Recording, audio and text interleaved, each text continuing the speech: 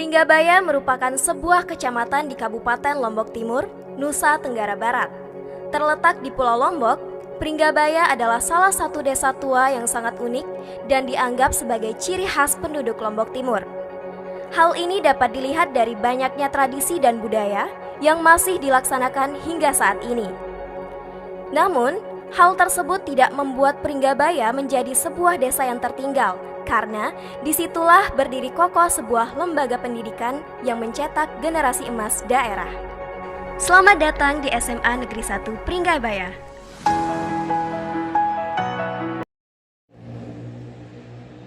Bismillahirrahmanirrahim. Assalamualaikum warahmatullahi wabarakatuh. Perkenalkan, nama saya Lalu Karyawadi. Sekolah asal SMA Negeri 1 Pringgabaya, guru mapel pendidikan geografi. Nomor peserta PPG 2016-996 70868. Nomor induk mahasiswa PPG A3 S3 triple 238. Asal perguruan tinggi yaitu Universitas Halu Oleo Kendari. Jadi pada hari ini tanggal 12 Juni 2023 saya akan melakukan pengambilan video pembelajaran untuk tugas UKIN atau uji kinerja untuk persyaratan pengambilan nilai untuk PPG dalam jabatan 2023. Tempat sekolah yaitu SMA Negeri 1 Pringgabaya kelas 10, sub materi tenaga eksogen dan pengaruhnya terhadap kehidupan. Demikian ya, selamat menyaksikan.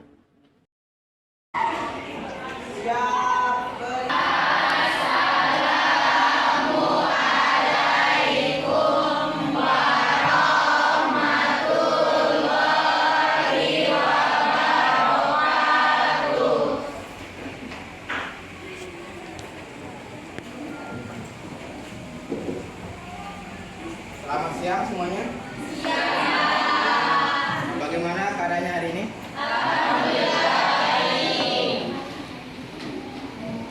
Hari ini siapa yang nggak masuk?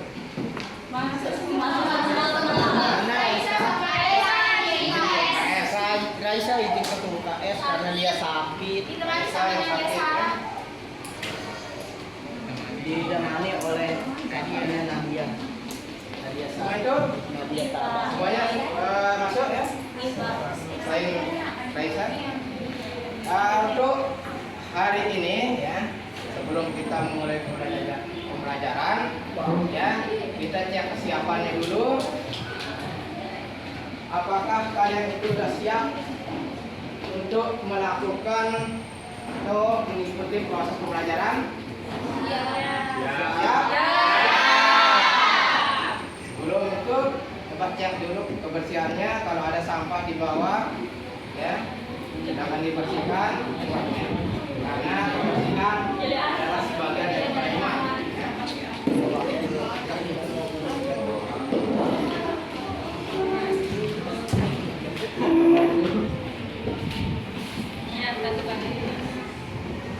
Oke, ya karena ini waktunya siang, otomatis konsentrasi kita sudah sedikit berkurang, ya. Tenaga sudah berkurang. Gimana kalau kita cek konsentrasi dan semangat dulu?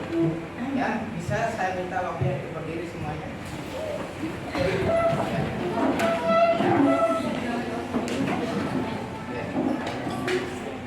Tangannya. Ya, angkat ke atas. Ya, gerakan. Terus ke samping. Ke depan. Sekarang kita cek, yaitu ada cek tepuk cek boom. Cek boom. Ya. Kalau saya mengadakan cek, itu kalian tepuk tangan. Ya. Nah, kalau saya bilang boom, itu bisa menepuk paha atau meja. Ya.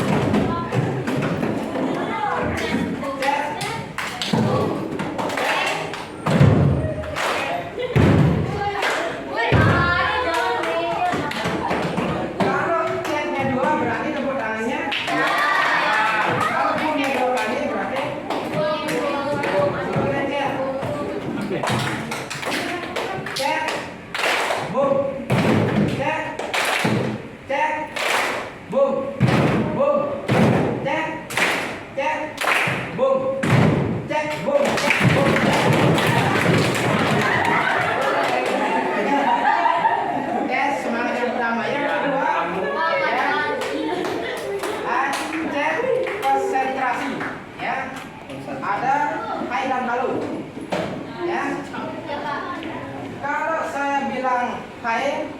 kalian bilang halo. Kalau saya bilang halo, kalian hai. Kalau saya bilang hai hai, halo. Halo halo halo, hai hai. Hai. Halo.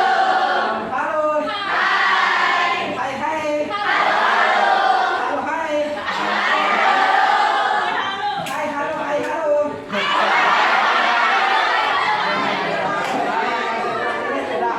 Bagus, sekarang kita akan bersiap untuk belajar. Silakan duduk kembali.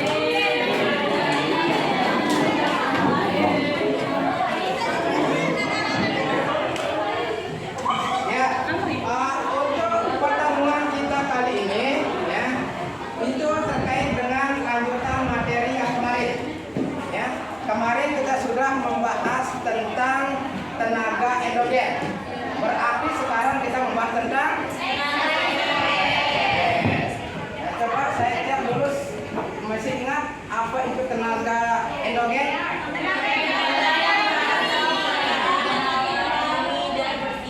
Contoh dari tenaga endogen itu mana saja? Nah,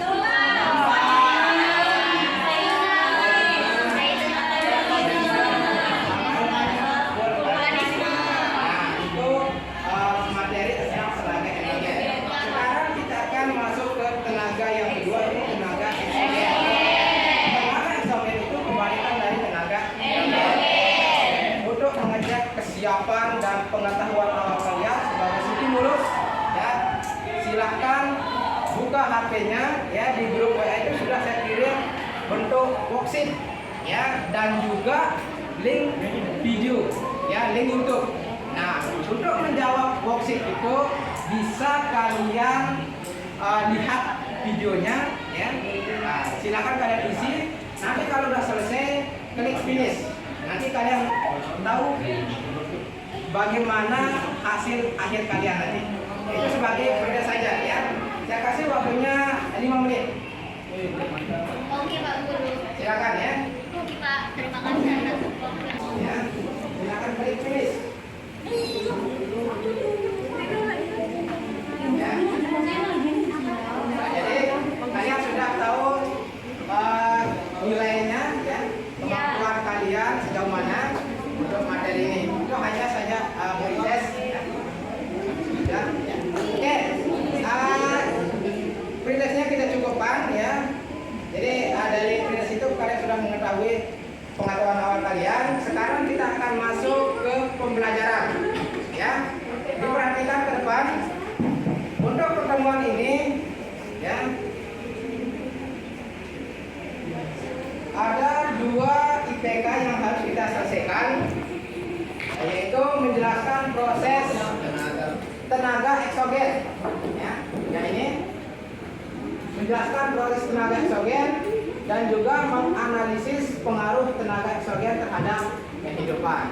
Ya. Nah, sedikit materi, ya. Karena habis ini ada penyelesaian tugasnya. Ya. Proses terjadinya eksogen. Ya, lihat di layar. Proses terjadinya, ya. Itu kita harus tahu apa itu eksogen. Tenaga eksogen atau tenaga eksogen merupakan tenaga yang berasal dari luar bumi, ya. Sifatnya merusak atau merombak permukaan bumi yang sudah terbentuk oleh tenaga eksogen. Jadi seperti yang saya katakan tadi, ini kebalikan dari tenaga endogen. Kalau tenaga endogen itu dia sifatnya membangun, sedangkan yang eksogen itu adalah Merusak. Ini bentuk-bentuk dari proses eksogen. Bagaimana batuan yang awalnya itu dia utuh karena keadaan temperatur dan suhu di sekitarnya itu lama kelamaan batunya itu terkelupas, hancur. Ini salah satu bentuk dari proses eksogen tersebut. Nah, Proses terjadinya eksogen ini dipengaruhi oleh yang pertama ada atmosfer. Ya. Nah, tadi atmosfer itu terkait dengan temperatur, suhu, ya, hujan, angin, ya. Itu dia masuk ke tahap proses atmosfer. Artinya prosesnya itu banyak dipengaruhi oleh eksogen. Kemudian air, ya. Ada air hujan, ya, air sungai, kemudian danau, ya, waduk, rawa, dan laut. Kemudian yang ketiga itu organisme. Organisme di sini, ya, bisa berupa hewan, tumbuhan, dan juga manusia. Perusakan bentuk muka bumi dipengaruhi oleh tenaga eksogen ini. Ada 4 kejadian, ya, ada 4 proses yang diakibatkan. Yang pertama itu ada pelapukan, ya. Macam-macam pelapukan, ada pelapukan fisik atau dan mekanik, pelapukan organik, dan pelapukan kimiawi. Ya.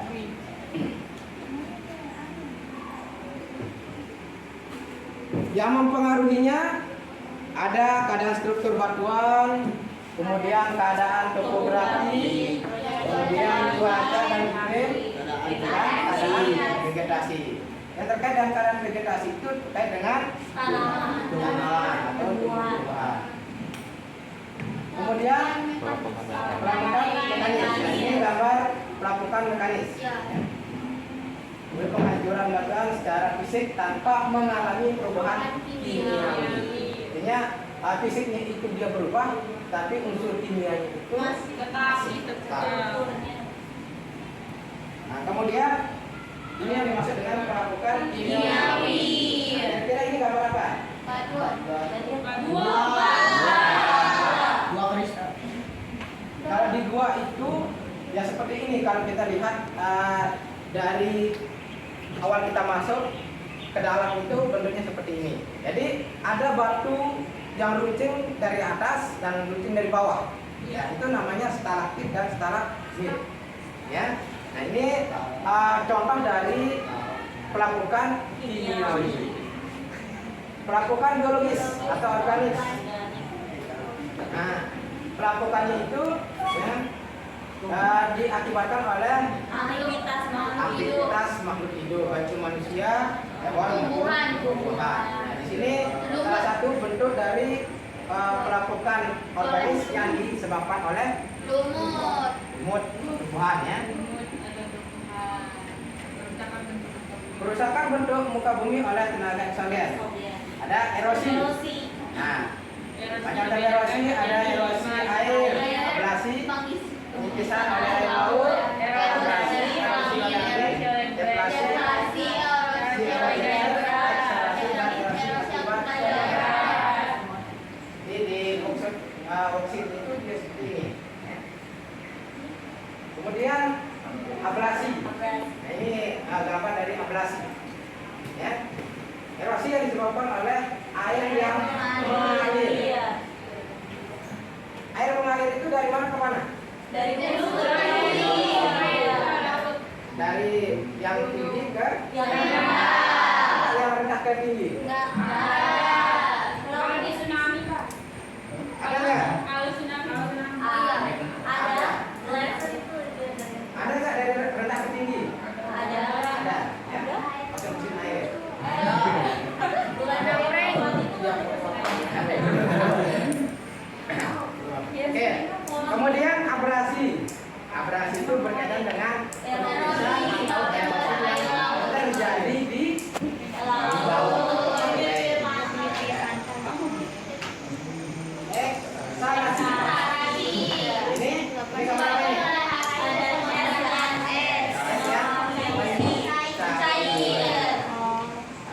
Di sini tidak ada es, ya.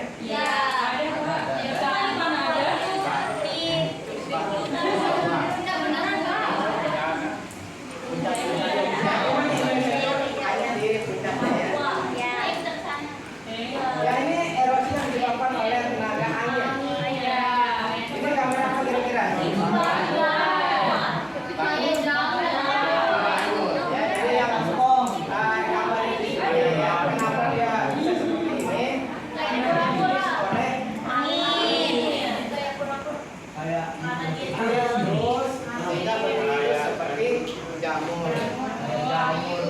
Oleh angin menggolek. Ya, kemudian proses yang kedua adalah Sedimentasi atau pengendapan.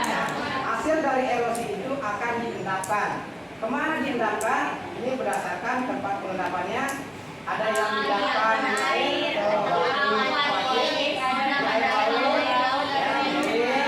angin itu sedimen aerolis, dan pengendapan angin sedimen aerolis. Pengendapan oleh air sungai. Ini bentuk gambarnya ya. Nah, biasanya itu berada di delta atau di dekat muara pantai, tempat pengendapan dari sungai.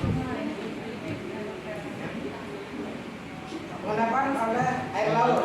Nah, ini dia ya. Pengendapan oleh angin. Nah, ini apa kira-kira?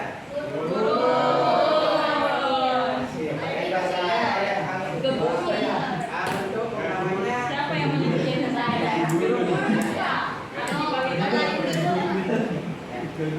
Ya deh. Ya. nah, pengendapan oleh geser. Nah, seperti ini ya. Obel-obel. Pengendapan oleh geser artinya es atau salju yang cair. Dia akan mengendap ya di dataran rendah. Ya, di pegunungan es itu dia akan mengalir. Nanti di daratan yang datar dia akan mengendap. Ini bentuk pengendapannya. Ini mas wasting, ya. Proses prinsipnya mas wasting itu pergeseran, ya, pergeseran atau amblesnya tanah. Ada jenis pergerakan pelan, kemudian jenis pergerakan cepat, ada longsoran, dan juga amblesan, ya. Itu yang wasting. Contohnya ini longsor. Dan mengalir, lumpur mengalir. Ini contoh dari tanah ambles, tanah longsor, ya. Ini contoh dari mas wasting. Nah, jenisnya ini ya. Pengaruh. Ada apa positif? Nah, ada menunjukkan habitat. Adapun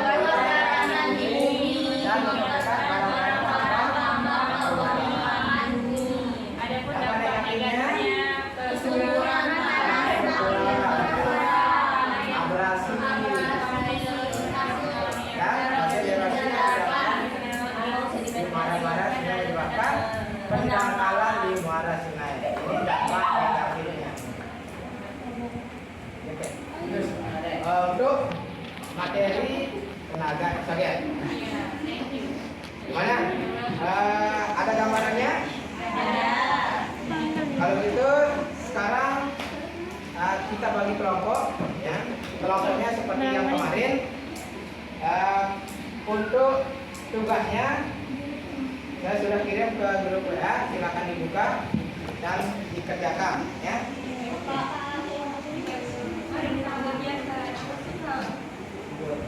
Saya kasih waktu 15 menit untuk mengerjakannya. Nah, silakan ya berdiskusi.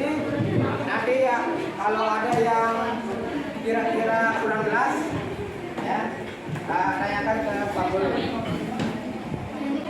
Assalamualaikum warahmatullahi wabarakatuh.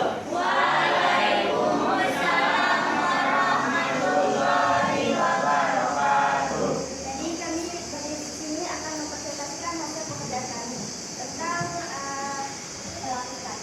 Melakukan merupakan salah satu akibat dari tenaga eksogen. Melakukan sendiri diartikan sebagai peristiwa penghancuran massa batuan menjadi massa tanah. Jika lapisan bumi maupun batuan mengalami pengelupasan oleh tenaga eksogen, itulah yang disebut melakukan. Dalam waktu yang lama, proses ini akan mengubah batuan menjadi tanah. Melakukan adalah peristiwa penghancuran atau pengerusakan atau pelepasan bagian-bagian batuan oleh zat-zat penghancur. Proses melakukan dimulai dari bagian yang paling kuat, kemudian ke bagian yang lebih dalam. Melakukan proses Pelaku proses pelakukan terdiri atas benda mati dan benda hidup. Pelaku proses pelakukan makhluk hidup adalah hewan dan tumbuhan, bahkan manusia. Sedangkan pelaku proses pelakukan yang berupa benda mati maupun meliputi air, mengalir, angin, sinar matahari, gletser, iklim, cuaca, topografi, batuan, induk, dan lain sebagainya.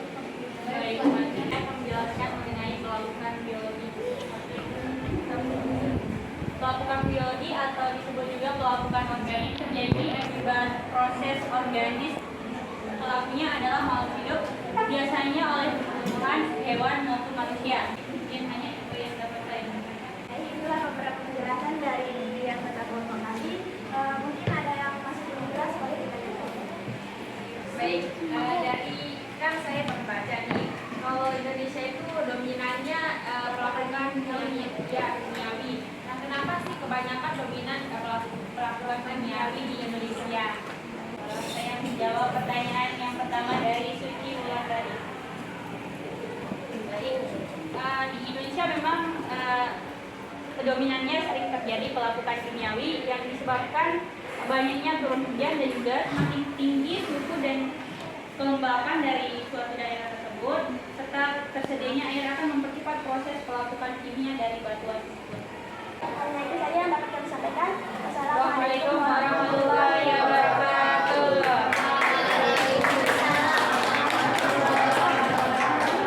Assalamualaikum warahmatullahi wabarakatuh.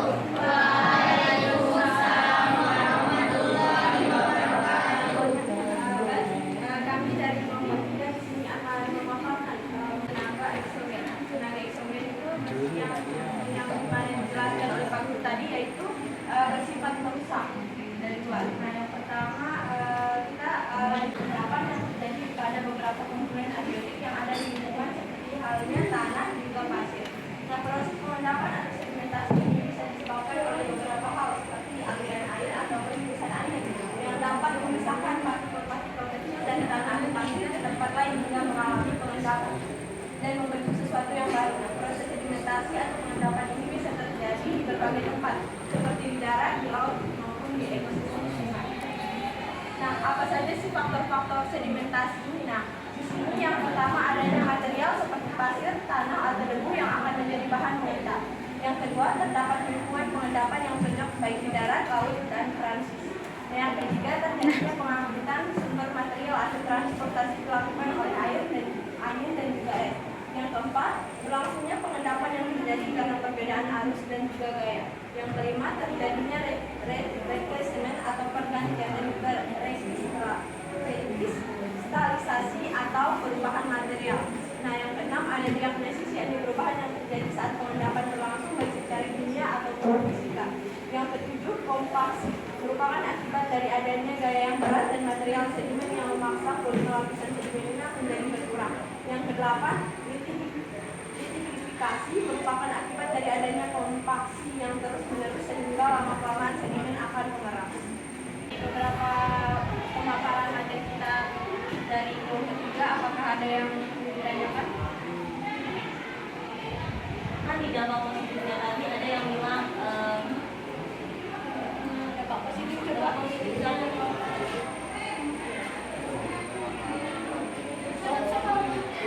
kan ada yang bilang munculnya bentang alam baru yang lebih indah. Nah, bentang alam baru yang lebih indah itu yang mana maksudnya?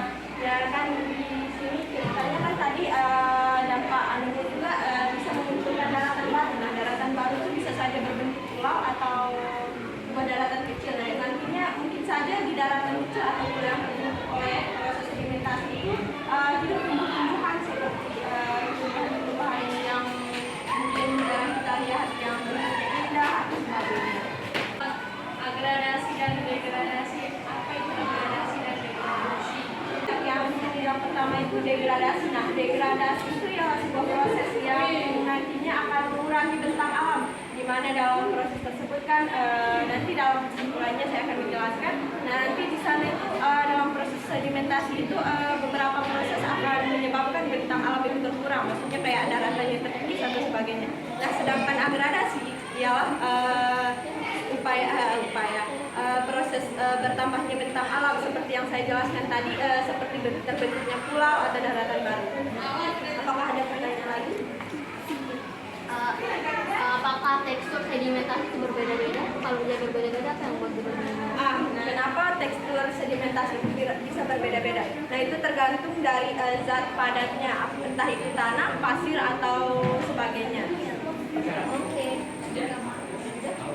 Baik, dari sini saya dapat simpulkan, nah, proses sedimentasi itu terdapat beberapa proses. Yang pertama itu pelapukan. Nah, di mana nanti dalam proses pelapukan itu zat yang besar atau sesuatu yang besar akan terkikis menjadi kecil. Nah, selanjutnya yang kedua proses transportasi, atau nanti entah dia mengalir atau lewat air, entah lewat angin. Nah, di sana ada proses transportasi. Nah, yang ketiga itu baru proses sedimentasinya, yaitu pengendapan.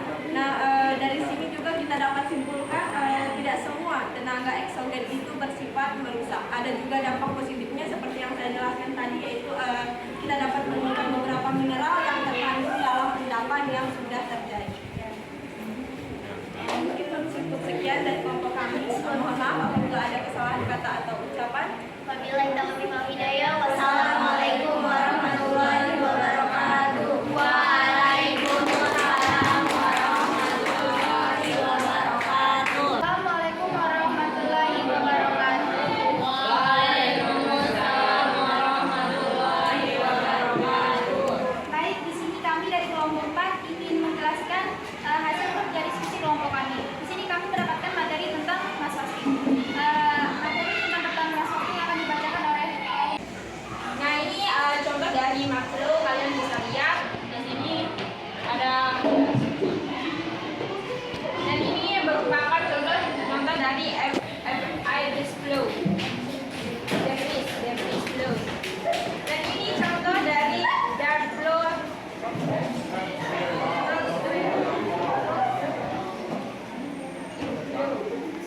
Waterfall tadi, rockfall merupakan jumlah batu besar yang kering jatuh dari lereng atau tebing secara cepat. Waktu sampai di dasar lereng, batu-batu itu membentuk tumpukan yang tidak beraturan.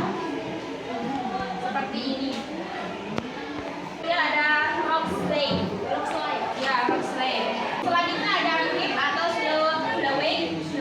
Pergerakan massa batuan atau tanah yang lambat tetapi berjalan terus secara bertahap. Gravitasi membawa turun tanah atau batuan melalui banyak gerakan kecil dari waktu ke waktu. Jadinya pohon dan semak yang ada di lapisan tanah terjadinya cliff, terdiri miring atau menahan tegak khususnya. Nah, seperti ini.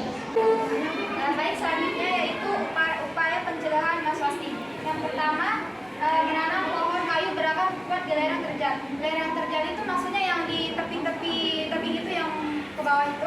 Jadi harus menanam pohon di lereng terjal. Yang kedua, tidak membuat sawah di atas lereng terjal. Yang ketiga, tidak membuat getaran di atas lereng. Dan yang keempat, tidak membangun rumah di bukit yang miring.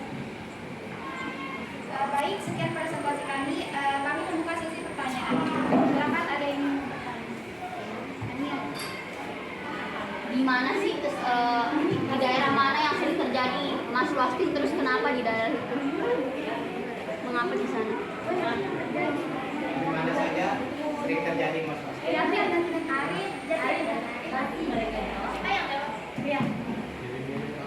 Terus pertanyaan kedua. Tadi yang bilang erosi itu hampir sama maswasti. Nah, sekarang apa sih yang membedakan perbedaan erosi sama maswasti? Aku seperti doang.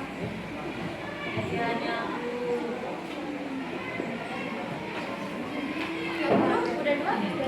Baik, sesi bertanya kami tutup. Kami buka sesi jawab pertanyaan. Baik, di sini Nadia Sarah mempunyai pertanyaan dari Anda, yaitu di daerah mana yang sering terjadi maswasti dan ada apa dengan daerah tersebut? Kenapa? Ya, Biasanya yang mengalami maswasti itu daerah yang curang itu tuh, maksudnya tebing. Kenapa dia bisa ada maswasti? Karena pemilikan tanahnya itu jadi menyebabkan maswasti. Karena kan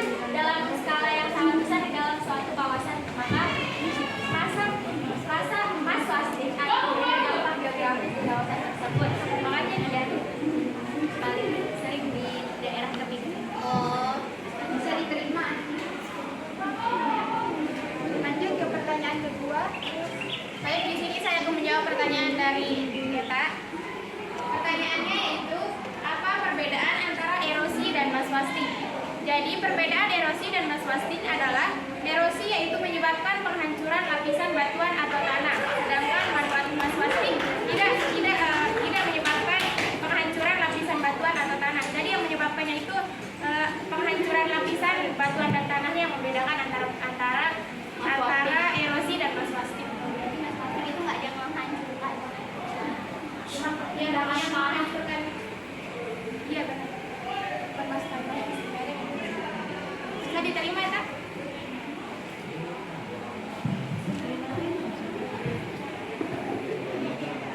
Jadi kesimpulan dari maswastik ini bisa juga disebut juga perpindahan massa batuan aliran tanah. Maswastik umumnya disebabkan oleh pengaruh gravitasi yang bisa mengakibatkan perpindahan massa dalam geografi. Maswastik dipandang sebagai sebuah fenomena alam.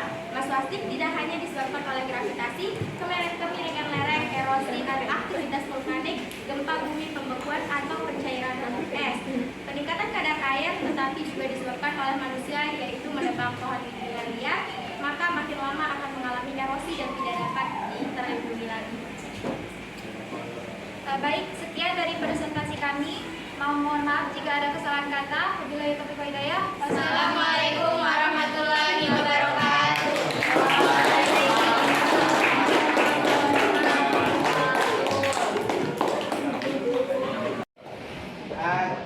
Kita sudah menyaksikan bagaimana presentasi dari beberapa kelompok. Nah, itu sudah memaparkan tentang proses terjadinya tenaga eksogen. Jadi dari hasil presentasi dan materi pembahasan kita kali ini, untuk mengetahui sejauh mana pemahaman, saya mencoba refleksi pembelajaran kita hari ini. Siapa dari kalian yang bisa merefleksi atau merangkum pembelajaran kita hari ini, apa yang kalian dapatkan? Katakan siapa?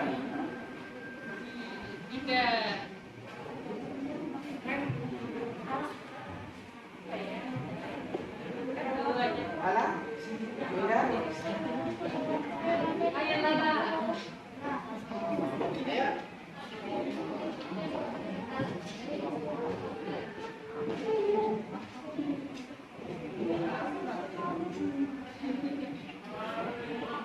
Ayo sama.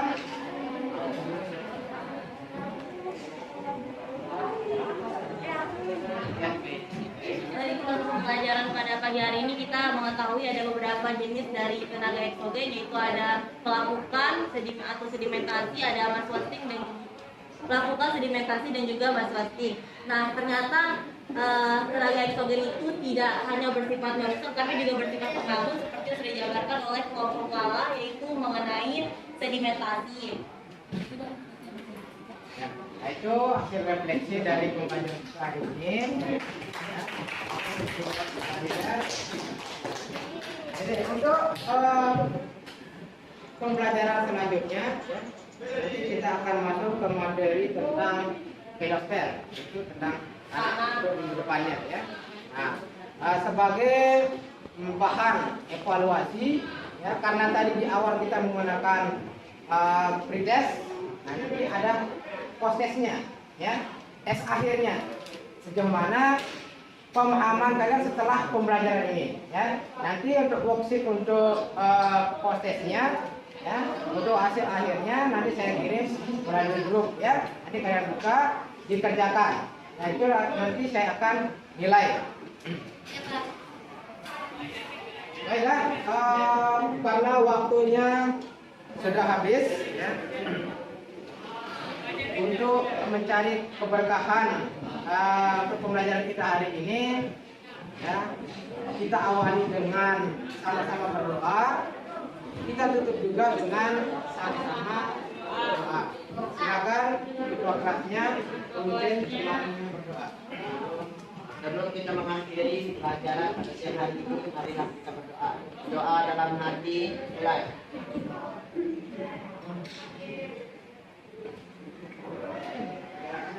Doa selesai.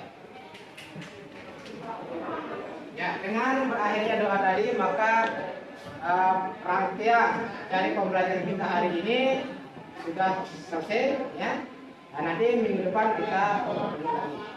Sekian kali banyak terima kasih kepada kalian ya. Untuk itu kita cukupkan. Sekian. Wassalamualaikum warahmatullahi wabarakatuh. Waalaikumsalam warahmatullahi wabarakatuh.